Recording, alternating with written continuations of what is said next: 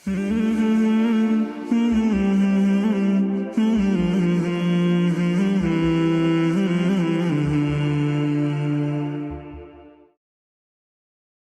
لله رب العالمين والصلاة والسلام على نبينا محمد وعلى آله وصحبه اجمعین اما بعد السلام علیکم ورحمۃ اللہ وبرکاتہ۔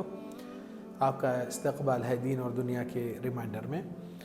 آج ایک اہم بات کو سمجھنا ضروری ہے، وہ یہ ہے کہ اللہ سبحانہ وتعالی فرمائے قرآن مجید میں یا ایھا الذین آمنوا کتب علیکم الصیام کما کتب علی الذین من قبلکم لعلکم تتقون، تم پر ایمان والو روزہ فرض کیا گیا ہے، یعنی کہ ماہ رمضان کے، جس طرح پچھلے امتوں پر بھی روزہ فرض کیا گیا تھا۔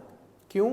تاکہ آپ کے اندر تقوی حصول ہو جائے۔ اب آتے ہیں دیکھتے ہیں کہ لوگ ماشاءاللہ سے جو اللہ کا حکم آیا روزہ رہنے کا رمضان کا، بے شک اللہ کی بندگی میں یہ عبادت کو لے کر چلتے ہیں، مگر مقصد حاصل کر رہے ہیں یا نہیں کر رہے ہیں یہ بہت زیادہ غور نہیں کرتے ہیں لوگ۔ مقصد کیا ہے؟ اللہ تعالیٰ فرمائے لعلکم تتقون، تاکہ آپ کے دل میں اللہ کا تقوی حاصل ہو جائے۔ تقوی کس کو بولتے ہیں؟ تقوی قرآن مجید میں آپ کھول کر دیکھیے، اللہ سبحانہ وتعالیٰ جب بھی فرماتے ہیں یا ایھا الذین آمنوا اتقوا اللہ، اللہ سے ڈرو، تفسیر میں ہمیشہ آتا ہے۔ تو یہ کیا ڈر ہے اور کس قسم کا ڈر ہے جس میں ہم اور آپ تقوی پرہیزگاری زندگی میں لیتے ہیں؟ یہ معاملہ تھوڑا سا ایک مثال سے سمجھایا جاتا ہے، جیسا کہ اپنی دنیاوی مثال سے آپ بات سمجھ سکتے ہیں۔ آپ سوچئے کہ بچوں کے اگزام ہے، رمضان کی گرمیوں کے دن ہو رہے ہیں اور اگزام کے ٹینشن بچوں کو چل رہے ہیں، کالج کا یا اسکول کا سنٹر بہت دور پڑا، اور یہ نوجوان لڑکا جو اگزام کے لیے اتنی دور جاتا ہے، رات میں اسٹڈی کرتے ہوئے سحری بھی برابر نہیں لیا اگزام کا ٹینشن لے کر، پھر وہاں جا کر روزے کی حالت میں اگزام دیتا ہے، دھوپ سے، گرمی سے اور بہت مشکلوں سے گزرتے ہوئے آتا ہے۔ اتفاق سے راستے میں اس کی گاڑی کی بائک بھی پیٹرول ہاتھ دے دیا، خرابی آ گئی۔ وہ بائک کو ڈھکلتے ہوئے کافی آدھا گھنٹہ راستہ پہنچے تک، پھر وہ واپس لوٹ کے گھر کو آئے تک حالت بے حال ہو جاتی ہے۔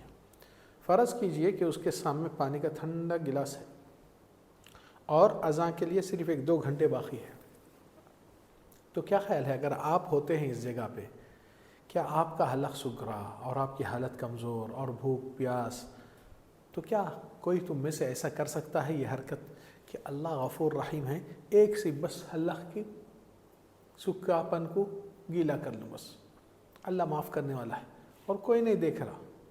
یہ حرکت آپ نہیں کرتے ہیں ماشاءاللہ سے۔ کیوں نہیں کرتے ہیں؟ کیونکہ آپ کو اندر سے ایک احساس اور ڈر رہتا ہے کہ روزہ ٹوٹ جائے گا، اللہ مجھے دیکھ رہا ہے۔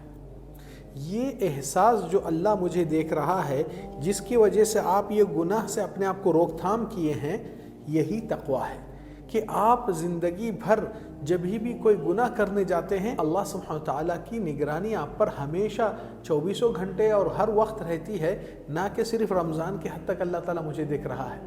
تو زندگی بھر جب آپ کے اندر یہ عادت پیدا ہوتی ہے کہ اللہ کے ڈر سے اپنے آپ کو روزہ نہیں توڑتے ہیں یا اللہ کے ڈر سے اپنے آپ کو برائی سے روکتے ہیں، تو یہ احساس انسان کو، وہ ڈر جو گناہ سے پرہیزگاری کرتا ہے، اس کو تقوی کہا جاتا ہے۔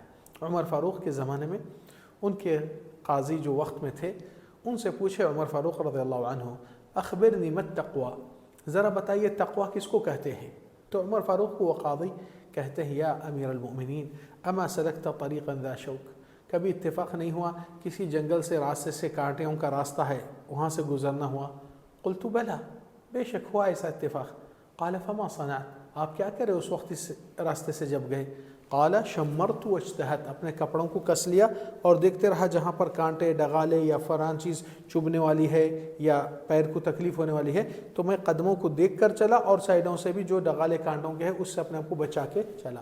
کہے یہی ہے تقوی کہ اللہ کی زمین پر چلو اور گناہ سے پرہیز کر کے اپنے آپ کو مت چبا لو، سزا آئیں گی آپ کو۔ تو یہ کام ایمان والوں کی زندگی کا بڑا مقصد ہے اللہ سبحانہ وتعالی حج میں بھی یہی کہے ہیں وَتَزَوَّدُوا، اور تم لوگ آخرت کا توشہ تیار رکھو، فَإِنَّ خَيْرَ الزَّادِ التَّقْوَى وَاتَّقُونِ يَا أُولِي الْأَلْبَابِ، اللہ کا بہتر توشہ جو سفر میں آخرت میں کام آنے والا ہے اللہ کا تقوی ہے۔ تو یہی حکم ہے پچھلے امتوں کو بھی اور آگے والے امتوں کو بھی، اللہ کی وصیت اور جتانے کی بات بار بار یہی آئی ہے۔ اللہ تعالیٰ قرآن مجید میں فرمائے وَلَقَدْ وَصَّيْنَا الَّذِينَ أُوتُوا الْكِتَابَ مِن قَبْلِكُمْ، ہم نے تم سے پچھلے کتاب والے امتوں کو پہلے جس کو بھی پیغام دے کر بھیجے تھے اور تم کو بھی وہی وصیت ہم کہہ رہے ہیں ان اتقوا اللہ، اللہ سے ڈرو۔ تو یہ ڈر جو گناہ سے پرہیز کرتا ہے یہ مومن کے لیے بہت بڑی کامیابی کا باعث ہے، کیونکہ دل میں اللہ کا ڈر سچا ہے اور اللہ کے ڈر سے وہ گناہ کے قدم نہیں آگے بڑھتے ہیں بلکہ ایمان کے راستے پہ۔ اس لیے آپ سوچئے کہ یہی چیز اگر آپ کے اندر بیٹھ گئی تو ماشاءاللہ سے آپ کے اندر ایک بہت بڑی کامیابی زندگی بھر کی مل جاتی ہے۔ اور اللہ سبحانہ وتعالی قرآن مجید میں اس لفظ کو اتقوا اللہ، اللہ سے ڈرو، اتقوا اللہ، بعض لوگوں کو جب ہدایت کے لیے بھی کہا جاتا ہے یا کچھ برائی کر رہے ہیں ان کو نصیحت کی جاتی ہے تو آپ کیا کرتے ہیں؟ تعجب کرتے ہیں کہ بعض لوگ کے ایسی رد عمل سے چڑ جاتے ہیں، حالانکہ حق کی بات ہے، ان کو بچانے کے لیے کہا جاتا ہے۔ آپ دیکھیے کہ اللہ سبحانہ وتعالی فرمائے وَإِذَا قِيلَ لَهُ اتَّقِ اللَّهِ، جب کسی بندہ غلط برائی کرتا ہے اس کو کہا جاتا ہے اللہ سے ڈرو، أَخَذَتْهُ الْعِزَّةُ بِالْإِثْمِ، وہ کہتا ہے مجھے سکھانے آئے، مجھے سب معلوم ہے، مجھے بولنے کی ضرورت نہیں ہے، میں کیا کروں، میں ذمہ دار ہوں، میرا اللہ کا معاملہ ہے۔ حالانکہ اس کے اچھے کے لیے کرتے ہیں، یعنی کہ اس کو ایک مثال دنیاوی میں دیتا ہوں، آپ بتائیے، کیونکہ پروگرام دین اور دنیا ہے۔ اگر اس کے پاس الارم ہے اور الارم اس کو بجتا ہے تو کیا الارم کو پھوڑ کر توڑ کر گھڑی کو پھینکتے ہیں کیونکہ ڈسٹرب کرا؟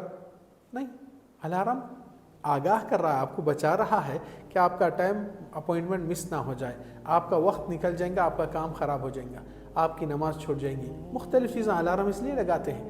مگر کوئی لوگ ایسا چڑ جاتے ہیں کہ سامنے والے سے حق کی بات کو، نصیحت کو قبول کر کر جزاک اللہ خیر بولنے کے بجائے کیا کہتے ہیں؟ ارے بھائی تم بھی تو ایسے ہے نا، تم بھی تو کل ایسے تھے۔ یعنی کہ حق کو قبول کرنے کی بہادری نہیں رہتی ہے بہت لوگوں کے پاس، کیوں؟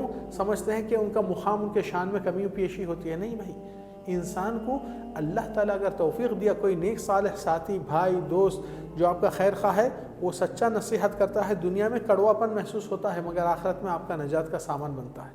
اس لیے نبی صلی اللہ علیہ وسلم کی حدیث کیا ہے؟ المؤمن مرآۃ اخیہ، ایمان والا ایک دوسرے کے بھائی کا آئینہ ہوتا ہے، آئینے میں جتنی خامی ہے اتنا ہی بتاتی ہے، اس سے زیادہ نہیں بتاتی۔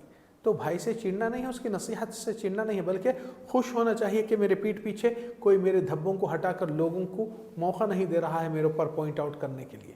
تو آپ ہمیشہ کوئی حق کی بات نصیحت آئی تو اپنے فائدے کے لیے ہوتی ہے، اس کو چڑ کے ہٹنا نہیں ہے۔ تو روزے کا مقصد تقوی ہے، اور یہ تقوی رمضان کے آخر میں بھی چیک کرو کہ رمضان کے بعد بھی آپ اپنے آپ کو پرہیزگاری کر رہے ہیں اللہ کے ڈر سے، گناہوں سے، تو یہی تقوی ہے۔ تو آپ الحمدللہ اپنی زندگی میں اگر آپ جینا چاہتے ہیں کامیابی کے ساتھ، علی رضی اللہ عنہ فرماتے تھے التقوی، تقوی کی تعریف العمل بالتنزیل، اللہ تعالیٰ جو نازل کیا حکم اس پر عمل کرنا، والمخافۃ من الجلیل، اللہ سے ڈر خوف لے کے جینا، والقناعۃ بالقلیل، اور جو کچھ بھی اللہ رزق میں چیز دیا اس کی قناعت رکھنا، ہرس ہوس نہیں رکھنا، والاستعداد لیوم الرحیل، اور جانے کے دن کی تیاری کر کے جانا۔ اور اللہ سبحانہ وتعالی آپ سے اور ہم سے توفیق عطا فرمائے کہ رمضان کے حق صیام اور حق قیام کر سکے اور تقوی کے مقصد کو حاصل کر سکے۔ وصلی اللہ وسلم وبارک علی نبینا محمد وعلی آلہ وصحبہ اجمعین۔ السلام علیکم ورحمۃ اللہ وبرکاتہ۔